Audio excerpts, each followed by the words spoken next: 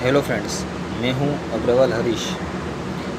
कक्षा 12 कॉमर्स, विषय वाणिज्य व्यवस्था और संचालन, विषय कोड 046, चैप्टर 1 संचालन का स्वरूप और महत्व। ये वीडियो विद्यार्थी टेक्नोलॉजी के माध्यम से कुछ नया सीखे इसलिए तैयार किया गया है। विद्यार्थी मित्रों, यह चैप्टर 10 नंबर का बोर्ड में आता है। 1 नंबर का एक प्रश्न, 1 नंबर का एक और प्रश्न सेक्शन बी में आता है, 2 नंबर का एक प्रश्न और 3 नंबर के 2 प्रश्न। ऐसे कुल 10 मार्क के प्रश्न इस चैप्टर में से आता है। बात करते हैं संचालन की, कि संचालन किसे कहते हैं। जैसे कि आप देख रहे हैं वीडियो में, ऊपरी व्याख्या जो है दिखाई दे रही है। संचालन अर्थात अन्य व्यक्तियों से काम लेने की कला। जब व्यवसाय इकाई का स्वरूप व्यक्तिगत मालिकी का होता है तो मालिक स्वयं ही व्यवसाय के कामकाज करता है, परंतु जैसे जैसे व्यवसायिक प्रवृत्ति का कद बढ़ता है वैसे वैसे मालिक को अधिक व्यक्तियों की आवश्यकता होती है और उन व्यक्तियों पर अंकुश लाने के लिए व्यक्ति इकाई के मालिक को संचालन करना पड़ता है। इसीलिए यहाँ पर हमें दूसरी व्याख्या नीचे दी गई है कि कम से कम समय में और खर्च में उपलब्ध जो साधन और सुविधा है उसका श्रेष्ठ उपयोग करके इकाई के निर्धारित लक्ष्य को प्राप्त करने का कार्य अर्थात संचालन। यहाँ पर हमें लक्ष्य भी प्राप्त करना है, लेकिन उसके लिए हमारे पास समय और वित्त जो उपलब्ध है उनका श्रेष्ठ उपयोग करते हुए हमें ये कार्य करना है। तीसरी एक व्याख्या कही गई है जॉर्ज आर टेरी के अनुसार, जिसमें मैन यानी कि मानव, मशीन यानी कि साधन, मेथड यानी कि पद्धति, मटेरियल यानी कि माल साधन, यंत्र, माफ़ कीजिएगा,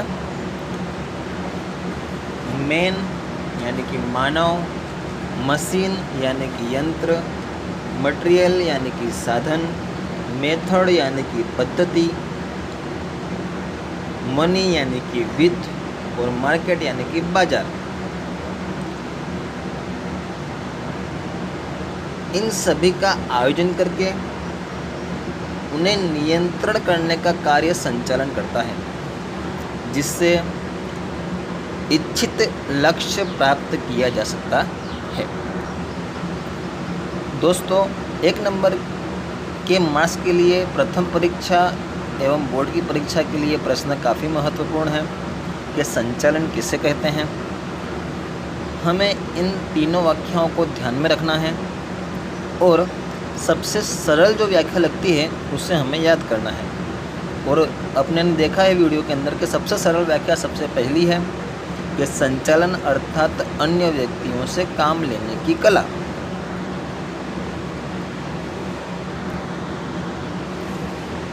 दोस्तों, अब हम बात करते हैं संचालन के स्वरूप या लक्षणों की। संचालन के कुल 7 लक्षण हैं, जिसमें सबसे पहला है कि संचालन एक सर्वव्यापी प्रवृत्ति है, अर्थात संचालन हमें मात्र व्यवसाय के क्षेत्र में नहीं परंतु सामाजिक, धार्मिक, कृषि, सेना, शिक्षण आदि क्षेत्र में संचालन की प्रवृत्ति देखने को मिलती है। संचालन प्रत्येक क्षेत्र की सभी इकाइयों में और इकाई के सभी विभागों में दिखाई देता है।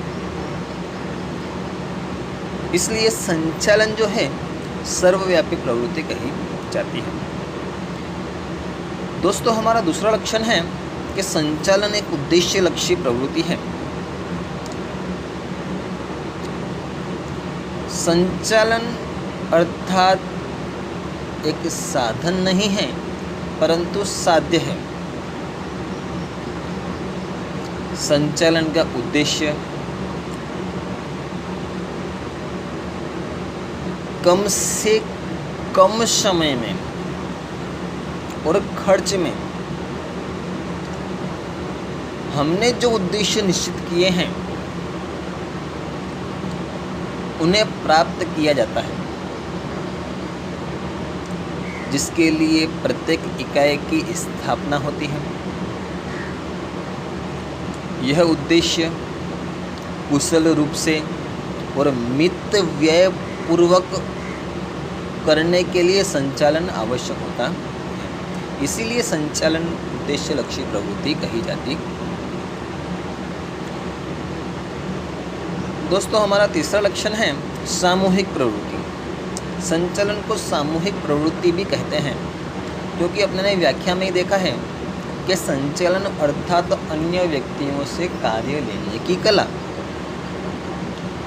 यदि एक ही व्यक्ति होगा तो उस पर संचालन की कोई आवश्यकता नहीं होती। इसीलिए जब दो या उससे अधिक व्यक्तियों का समूह होता है तो उनके बीच में प्रवृत्तियां बांटकर उन पर नियंत्रण रखने के लिए हमें संचालन करना आवश्यक हो जाता है। इसीलिए संचालन को सामूहिक प्रवृत्ति कहते हैं। हमारा चौथा पॉइंट है निरंतर प्रवृत्ति। कि संचालन निरंतर प्रवृत्ति है, क्योंकि एक बार कार्य प्रारंभ करने के पश्चात उसे रोका नहीं जा सकता। संचालन उद्देश्य लक्ष्य होता है और जब तक उद्देश्य प्राप्त न हो तब तक प्रक्रिया बंद नहीं होती। नए लक्ष्य और लक्ष्यांकों के साथ संचालन को पुनः स्थापित करना पड़ता है। वैसे संचालन में लक्ष्य निर्धारण, लक्ष्य प्राप्ति और पुनः लक्ष्य निर्धारण का चक्र निरंतर गतिमान रहता है। दोस्तों संचालन को मानवीय प्रवृत्ति भी कहते हैं, क्योंकि संचालन सर्वव्यापी होते हुए भी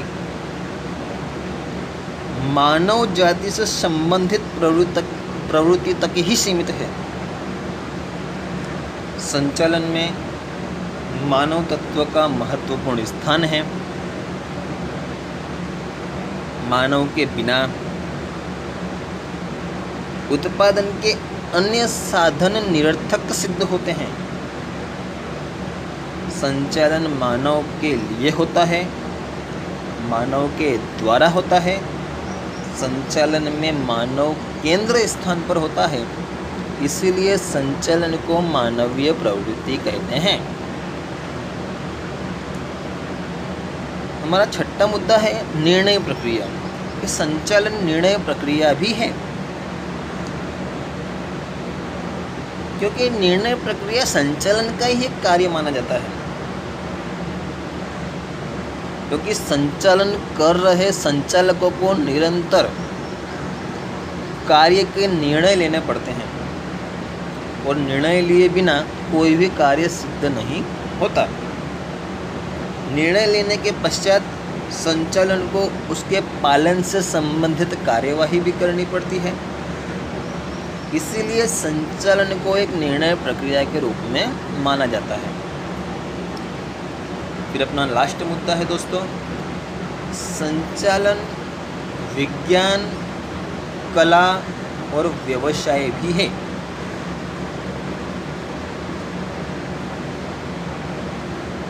विज्ञान अर्थात एक विशिष्ट प्रकार का ज्ञान जो विविध नियमों और सिद्धांतों पर आधारित होता है। जिस तरह विज्ञान के अपने नियम और सिद्धांत होते हैं, उसी तरह संचालन के भी कुछ सिद्धांत होते हैं। इसीलिए संचालन को विज्ञान के रूप में पहचाना गया है। संचालन में मानव तत्व महत्वपूर्ण होने से उसमें काम लेने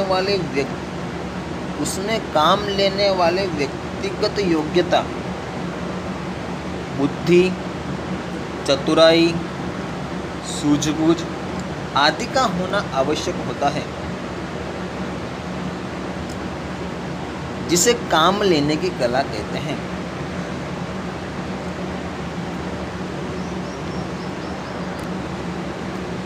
दोस्तों, ज्ञान को लागू करने की सरल पद्धति को हम कला के रूप में जानते हैं। आधुनिक व्यवसाय इकाई का संचालन शिक्षण प्राप्त विशेषज्ञ संचालन वर्ग को सौंपा जा रहा है। आधुनिक समय में वकील, डॉक्टर, चार्टर्ड अकाउंटेंट यानी कि CA की तरह संचालन को भी व्यवसाय के रूप में पहचाना जाने लगा है। इस बात से स्पष्ट होता है कि संचालन एक व्यवसाय भी है। दोस्तों, ये मेरा पहला वीडियो है, इसमें कुछ त्रुटि भी हो सकती है, जिसके लिए मैं क्षमा चाहता हूँ।